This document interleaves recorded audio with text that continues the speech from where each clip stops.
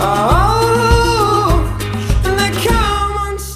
to our first episode of the Biscayne Section Institute. Today we'll be talking about Cassandra Clare's books. They're books that we have both read. I made her read them. And we both love them. And we're just going to be talking about the first 6 because she's on the 3rd series. I am on the very last book of the very last one. So I'm going to stay spoiler free for these. And we're going to stay spoiler free for all 6 of these for our teacher. Because we just bought her the first one that we're going to be talking about. And this trilogy is personally my favorite. It's the Clockwork Angel trilogy. And it follows Will, Jem, and Testa. Our queen. They are our queen. She is kind of like a little tourist. It does take place in London. And it's the very start of the timeline of the Cassandra Clare books that are now up to about 20 in the I current. have all of them. Yes, they're all up here. obsessed. From here all the way down to the where I just pulled it from. There's 19 and the last one is coming soon. A very common theme in these books are love triangles. And for some, not many like love triangles, but this is love triangle done right. Somehow. For some reason, like, no matter how consistent she is, they're all done differently. And they're all, like, really They fun. all end differently and they all, like, I don't know if they all start differently. They all end up happy. Like, all Right. 3 parties You're never end mad up with the perfectly ending. fine. And you can't be mad because they aren't mad at it. Right, they're not mad at it. Why would you be mad It's at perfect. it? It's fantastic. So, I pulled some quotes from the first book. So, for some context, I got bored at school. For some context, Tessa, who is the main girl and the main character, she's looking for her brother who went missing. And she ends up with Will and Jem at the London Institute, which is St. Bride's Church in London currently.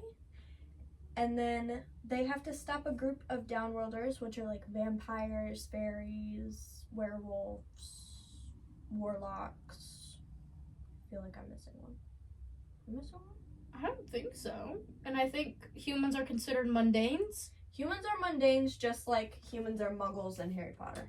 Yes, as a simple... It's the same thing. Right.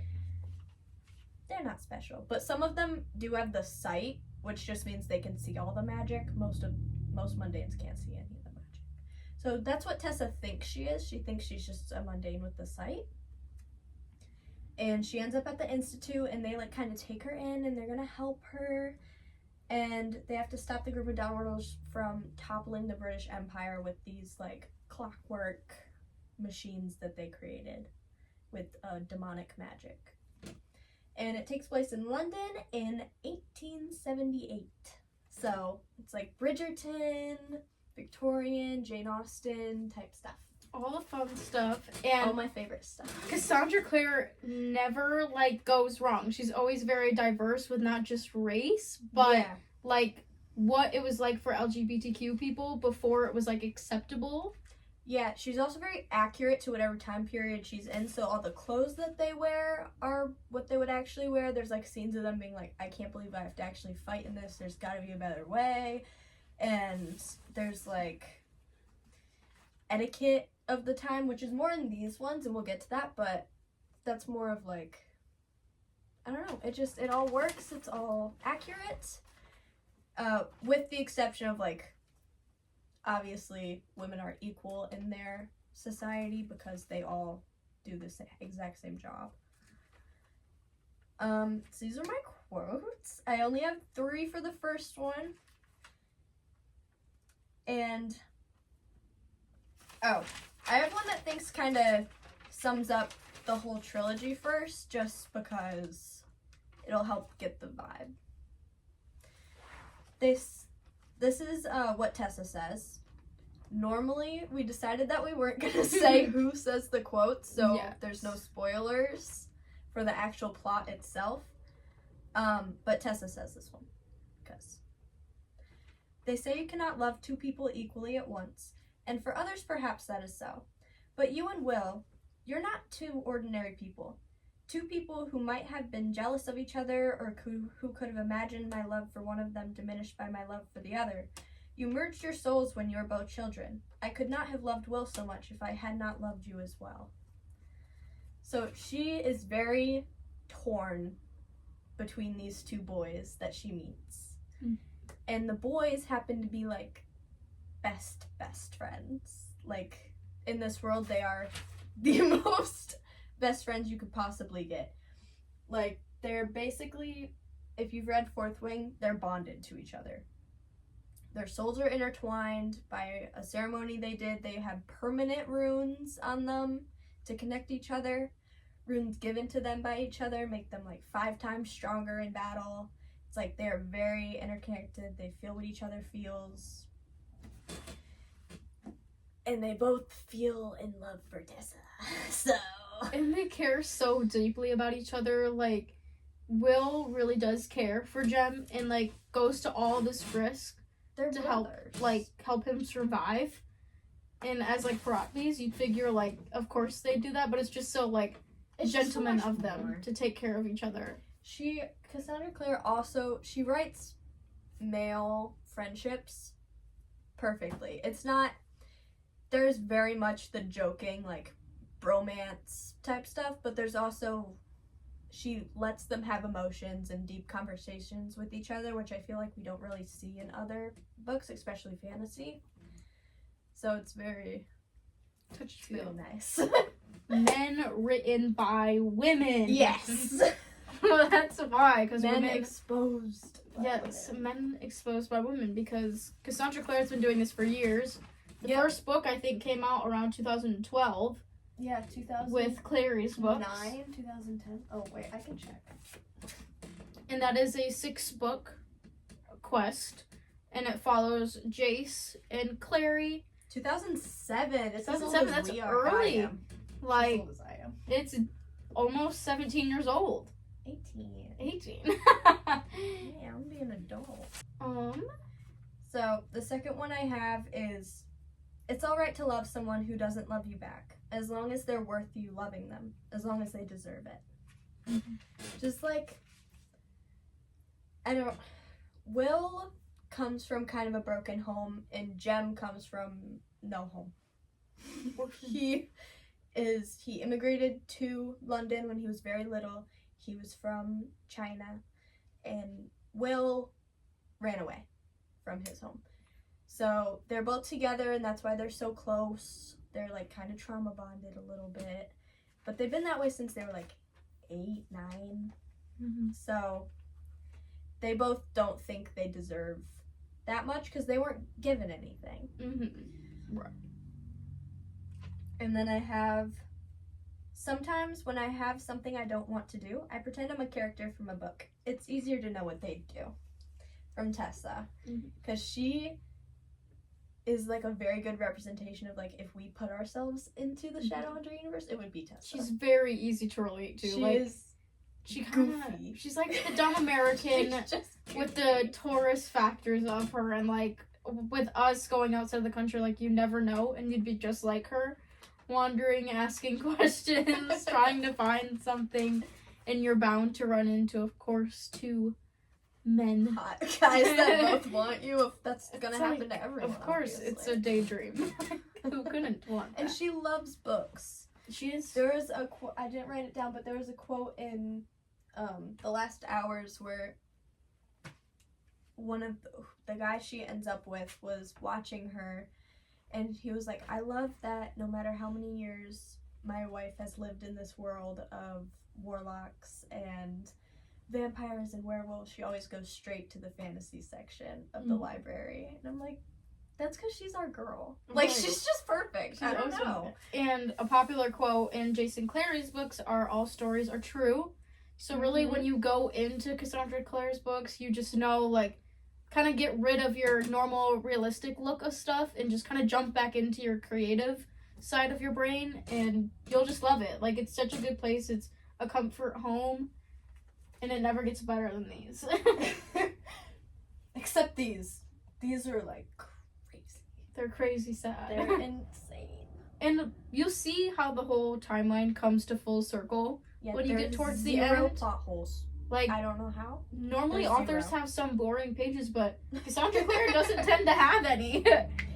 Even like, well, we did find some plot holes in the Fourth Wing series, but only because they were middle books. They Right. turned out not to be plot holes. But Yes. these don't have that at all. That feeling like, I feel like I missed something. Mm-mm. No. Explained perfectly. And the reason they say all stories are true, they explained it better in these ones. I'm sure they mentioned it in these. It's been a second, but they have this concept that shadow hunters are demon fighters. They have gotten blood from angels. It's in their DNA. It gives them the ability to write runes on them to give them temporary powers. Second, I haven't done that. And so that's their mandate. That's all they do. They go out at night, they fight demons, they protect the world from darkness and like negativity and all that stuff.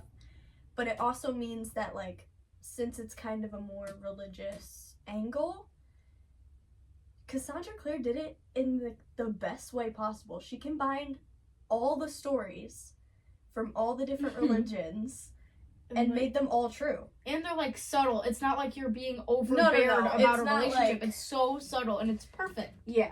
It is genuinely perfect. And like, her love triangles never get old. Like, you'd figure they get old after 20 or so books. Yeah, no, they don't. Spoiler alert, no, they don't. I feel like they almost get better every time, but nothing's better than the OG. They are my personal favorite once again, and I did quite literally call her crying about how upset I was at the end of the third book and the end of the trilogy. I was very upset with what I was dealing with, but it always turns out well. Like, you shouldn't be scared, like, oh my gosh, this isn't going to turn out well. There's always some sort of happy ending. Like, Yeah. Tess is always being taken care of. Tessa's a constant theme. We want BBG to be taken care of. She is our baby. They also, if you've seen that thing about like Star Wars and like how Mhm. Padme haunts the narrative throughout all the things, Mhm. that's what Will does. Yeah. Through all these books, they're like, Mangus, who's a warlock, which means he's immortal, helps the shadow hunters through all of their little adventures through all these different generations. He's like the map. And he every time he goes into one of them and he sees someone from Will's family that reminds him of him, like he had their eyes or like whatever, he'll be like, I knew a boy like you once. And it just makes you go, oh my god, It's Will! like, that's so I nice. miss Will! And And they do it for Jem too, and they do it for Mhm. Tessa, and I'm like, God. Will and Jem have I such miss different them. like character dynamics. Like Jem, I can see him Mhm. a little bit more introvert, and he plays the violin. He is super cute, and the way he's described is Asian in the books, Mm-hmm. and based on fan China. art, absolutely beautiful. Love him. He was actually my like personal favorite. And then Will is the kind of boy that everyone likes. He's bubbly, fun, chaotic. He is a book reader, so he knows all the fun stuff. Sassiest. He is the sassiest man ever. Like, Him and Jace, I don't know who's worse, actually. you see Blake and Owen and you figure, dang, like, you got sassy number 1 and sassy number 2. Well, Will would clock. Will has the Will's sass like worse. no And- other. Because he doesn't, like, he's so cool. He's nonchalant. He just, like, says it. He's, like, he knows he's being funny, so, like, he has that smirk on his face, Right. but he's not doing it to be funny. Right. And they're perfect. And Cassandra Clare is very consistent with her spines of her paperback books. Yes. They are absolutely beautiful. They show the setting and all the different characters within the books. They are absolutely beautiful. And if you even have the hardback, they kind of give like an aura look instead. Yeah. They are really pretty. Here's like an example. We have the clockwork set right here. Here, let me flip these upside down so they can actually fit. But they all show what they're supposed to look like and all the different characters. It has the London Bridge in the back. It has all the London characters. It is really pretty.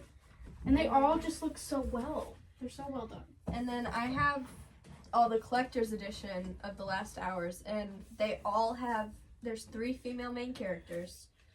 So each girl got their back turned with their weapon. and their hair flowing, and they all match, but they're all different. Mm-hmm. And that's how the front of these ones are too. So like this one has Tessa with her book. And I think Gem's on this one. Gem's on. Is it Gem? Gem's on the second one and Will's on the first one. Right. And the Last Hours trilogy follows Tessa's children. Tessa's babies, Lucy. This is Lucy. They do follow the love triangle between Cordelia, James, and Matthew. And they're all very different looking. And you also meet Matthew's parents in this one too. Yes. They're so cute.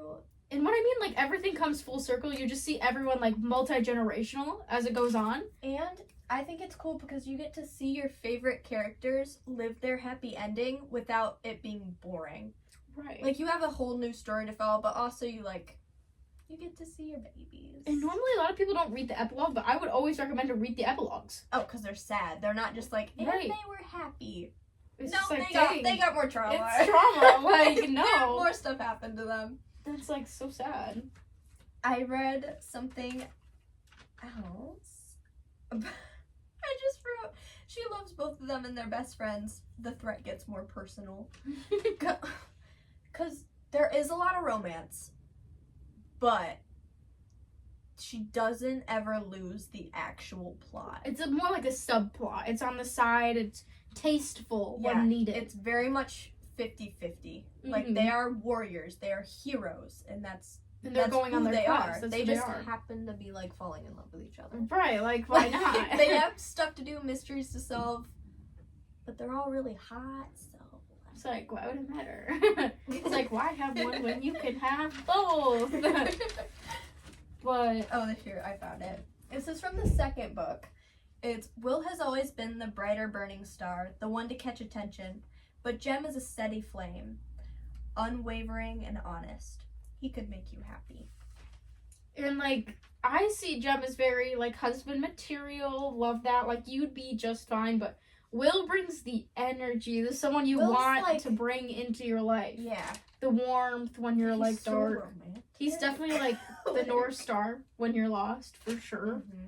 He's so sweet. Like, a lot of dudes would be like, yeah, I want him too. Like, Will's like a star and Jem's like the moon. Yeah. Just always there. They're And always then next the to each other. stars, like, it might blink a little bit, but it's there and you know it's there. right, it kind of attracts you because it's blinking. Right? It's giving you more of a look like, look They're at me. so... And, like, I see the resemblance between Jem and Will, between James and Matthew, because Matthew's so Yeah. golden retriever that's, And like, James is, unironically like Will. James is a little broody. Right, James is black cat energy, like, appreciative, gentleman. But he's not annoying. Right, Like, I he's feel not like We love a dude that doesn't talk. I Look at love- Azriel. I love Zayden, but he annoys me sometimes with how, like, I'm Mr. Tough Guy. Like, Right. I'm like, just, like, going all dude, be over. fun. And that's why I And feel James like is fun. James is like Azriel. Azriel had funny comments every once in a while, and like he's dark and mysterious, talks relatively often. But like with the character development, I feel like he turns more into Cassian. Yes, he does. He does. After And about I the feel third like book, that's what he's Will like, does too. I feel like Will does the opposite. He's like this goofy, Mhm. ridiculous, childish, and he turns more into Resand. He gets more like, I'm a man. Right, I'm a man. I'm not a child. I can be husband material for you. Let me show you. Right. There was a quote in there that was like talking about how begging her to have his last name. Oh, And I was wrote like, that one down I too. love that. I was Yeah. like, I love that quote. I think that one's great. it's like marry me, Tess. Marry me and be called Tessa Herondale, or be Tessa Gray, whatever you want to call yourself. But Mhm. marry me and stay with me, and never leave me, for I cannot bear another day in my life that does not have you in it. And like he's so like obsessed with her. But Jem has those moments with her too, and but he does it much more quietly. Mm-hmm. So it's just like Like they Well, what almost do don't you realize want? it's happening. Like he does it very in private. Like Will does it in private too, but he's like loud about he's it. loud about it. He's like, please. He's like, I will kiss you wherever you want. Like we'll do whatever you want. It's like the meme. Please let me be with you. It's like the meme where you're like, oh, I want her over, and she's over here. Please, please, please. Instead of being like, oh yeah, we love each other. No, I'm begging you. I'm dead, bro. He's literally like, please join us. So one of the boys ends up writing her a letter because they get separated somehow. Mm. And she reads the letter and she finally gets like reunited with them because obviously we already said it was a happy ending.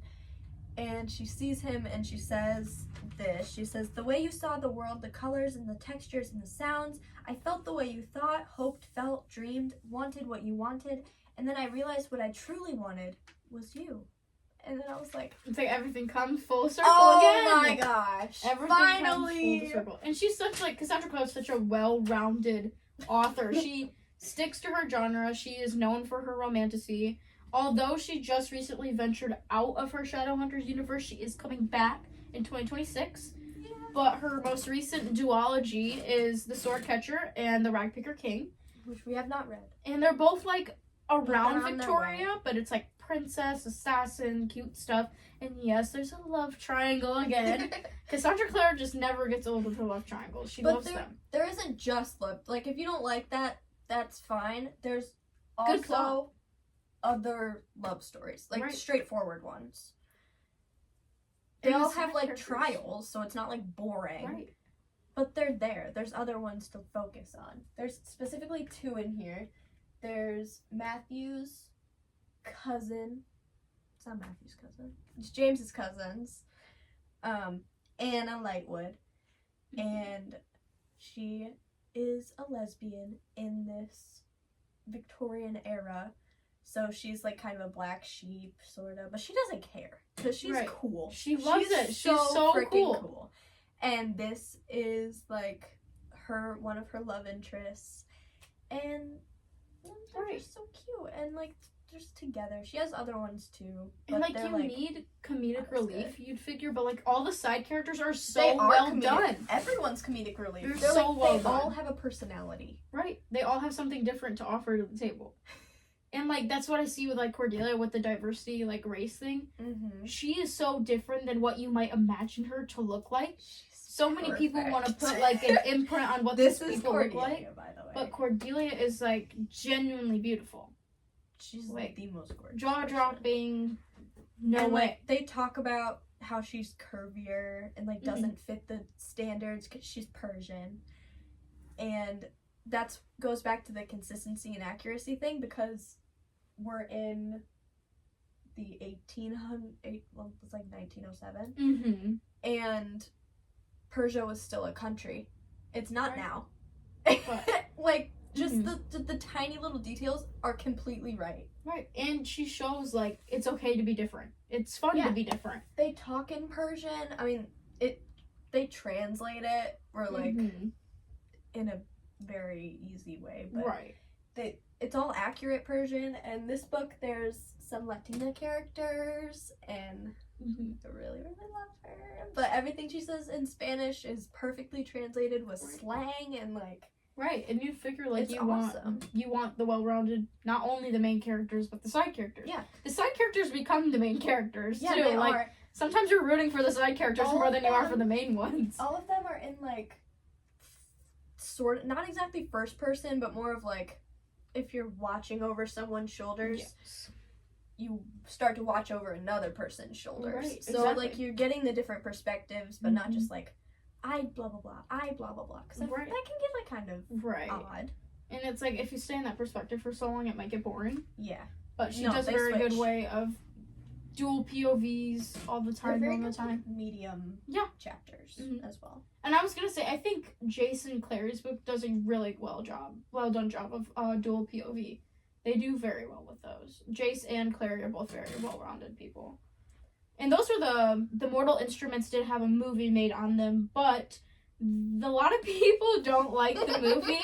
Sometimes I'm a little bit more of a movie girly, but I still love the books with a whole heart. I hadn't started reading these until about 6-ish months ago, but she loves them. She rereads them constantly. It never gets old. It's like she's reading them for the first time all over again. And I was helping her expand a little bit more of the fantasy genre, so we read Fourth Wing and Onyx Storm. And then read ACOTAR finally. Yeah, she read ACOTAR, and that's, for a lot of people, that's what gets people into reading, is ACOTAR, surprisingly enough. But I did her Chain of Gold and all of this. I did not go in timeline order. No, I had to read them in the order that I read them. Right. And her favorites are the Last Hours trilogies. Yeah. Her favorites are those, and she wanted me to start with those, and I was like, let's do it. And so made a shared note. Ease. Yeah, it's a good ease way into it. And you can really start anywhere you want. It's nice to start at the beginning because then you understand all the characters. That's what we're having our teacher do. Start at the beginning so that she can see the haunting the narrative and feel the pain that we feel. Right. And because we love her and we want her to have all. Right. We want her to experience the love we have for them. And for me, when you cry in a book, you're kind of getting the trump card. You're automatically getting a 5 stars most of the time. And that's what this third one right here did for me, Clockwork Princess. I love this one. Everything really did come together so well at the end of this. It might be a slight bit confusing at the end, but once you read the epilogue, you kind of get it. Yeah, oh my gosh, this really did. Someone's always taking care of Tessa no matter what. And with Will and Jem being Parapis, they care so deeply for not only each other, but for Tessa. Sad.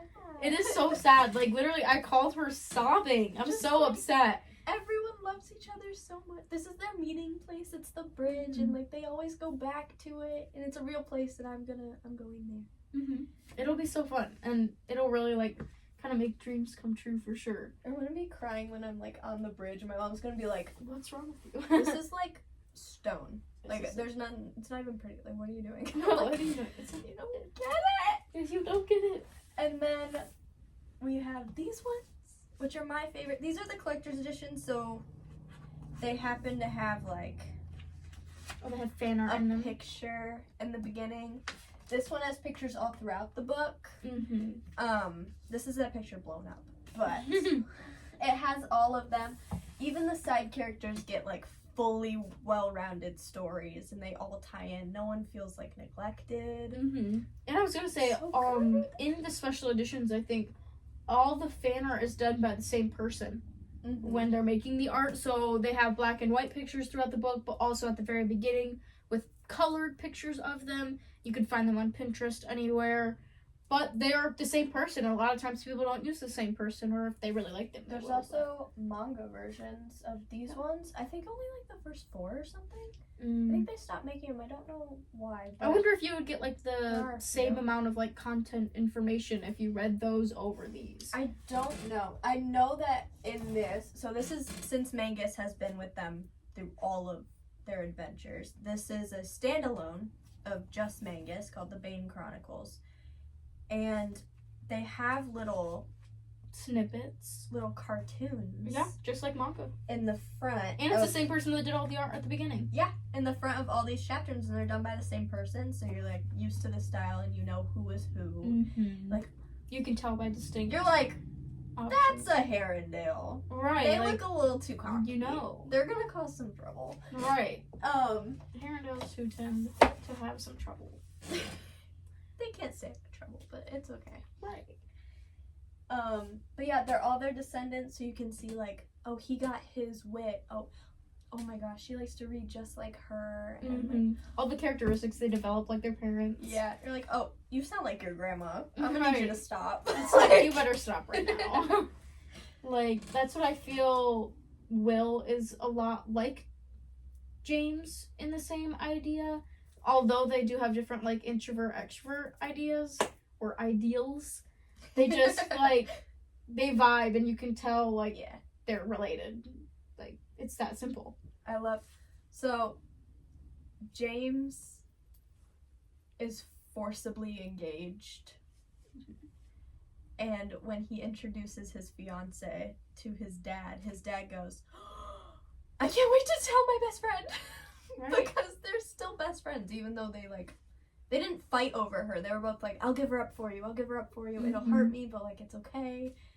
Right, they're willing to not let each other hurt for a girl, but they both love her so much. Other, and she loves both of them so much. She's I don't want you fighting. I came here to fight my brother. I didn't know I was gonna meet y'all. Really, be a throuple. They should just be a throuple. And I wouldn't be mad at it either. I'd enjoy it because why pick one when you can have both? You have that is not what 2 happens. Hands. Hold both hands. Hold both hands. Get out of your head, you dirty mind. You're terrible. It's this message shaky. She's no, she's doing that thing that she does where she's trying not to I don't laugh know. at us. She's like snickering. You know you love our jokes. Right. But Oh, we had other stuff. right, what else do we have? What else do we have? I feel like we're almost concluded. I feel like it. Oh. Just the. Okay, so there's the downworlders that I mentioned are more of a metaphor for race relations. Mm-hmm. Social pyramid. Instead of being just like, oh, like the typical like segregation, racism type thing that you would normally see in a history book, it is, it's more like saying, oh, you're a fairy, you're scum, you can't be a part of this, like you're less than whatever. So it's more like that, so it's not as triggering, but you still get the like social, you still get the point. The social justice. Right. The vibe. social issues they're taking over. And we were talking about that today, like what social issues is this video talking about, and I could see like they're dealing with those kind of social issues, just doing it a little bit more subtle and like getting the point out. It's without like it being like taking over. It's like when Suzanne Collins, whenever she writes, she always has something to say about something currently in the world. I feel like Cassandra Clare is a little bit like that. She does that too. She always has something to say politically or ideology-wise, like something when she releases a book, there's something going on in the world that she needs to talk about. Yeah. And she'll deal with it. And she's not distracting you, she's just like also like, if you guys sit for this, I'll give you this and this and this and this. We're like, okay. It's like you buy good. one, you get one free. Exactly. So and then I perfect. think the last thing we have is the imagery, the way that she writes. It's so descriptive. It's like, perfect. You immediately, you know, when you close your eyes, your teachers tell you to close your eyes and like envision this place. Picture this. Right. You can actually do. It's like you can do it with your eyes open. Just think. The dark artifices, I don't know. Is it artifacts? I thought it was artifacts. It's not. Yeah. There's a corpse in there, and I was reading it out loud to my brother because I was like disgusted by it. There wasn't even a picture, but I can see it in my head like right now. And I read it to my brother, who has never read any of these. He's not a big reader. He likes basketball autobiographies. That's about it. And he goes, "Oh, is that a horror book? Why are you reading a horror book?" And I'm like, it's like, no, I'm not. You like, would I think swear. that it was, but like, yeah, she's so descriptive. It really does help you so get to like where you're at. It helps you envision everything. It's amazing. When I was looking up places to like put on my list of things I wanted to see, I was like, oh, I want to go to where James's house is once he gets married, and I found it, and I was like, this is exactly what I pictured. Like, she did that perfectly. Right. It's fantastic. Well done job for her. Like, she did great. Yeah. And I feel like since I wasn't in like a reading slump, I was in just like a loop. So I just keep rereading all these. I feel like she definitely spoiled me because I went to read Powerless, and I was like, this is not what I was envisioning. the same thing. Like, no. And then, I read Fourth Wing first, and that's like on the same level, like story-wise reading. Yeah, for sure. But not the same level of imagery. So I was like, oh, that's fine. Like, this is She's great. good with this is enemies amazing. to lovers. Like, Rebecca Yarros is good with enemies to lovers, but Oh, yeah. Cassandra Clare, her main shit is love triangles. But it's there's like It's friend different. love triangles, and there is a good enemies to lovers in here too. Yeah, for sure. Like, they're all there's well like done. a little like rivals to lovers in here. There's lots of forbidden love, lots of like there's fake dating, and there's everything. Always happens there's to be a everything for sibling someone running, though. That's just this. There's just this Just one, those. and you have to finish that book, please. Well, yeah. I'll have to do that now. Please. And please. Because I have more. So please. Yeah. So this concludes our first episode of the Best Guys Section Institute with me, Natalie. And me, Lydia. Thank you for tuning in. Running down to the riptide.